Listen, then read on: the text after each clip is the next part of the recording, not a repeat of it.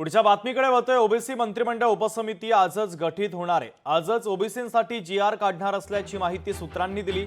OBC मंत्रिमंडळ उपसमितीला मंजुरी देण्यात आलेली आहे।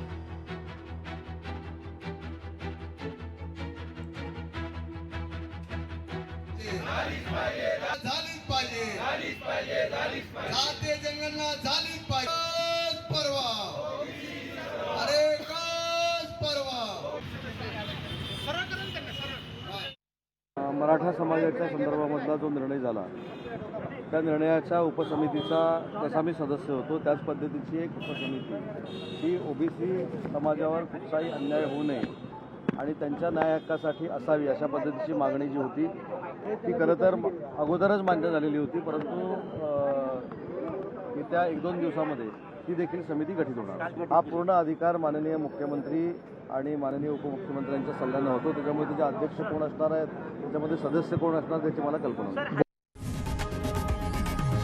लोकशाही मराठी ऐका, पहा, जागरूक रहा।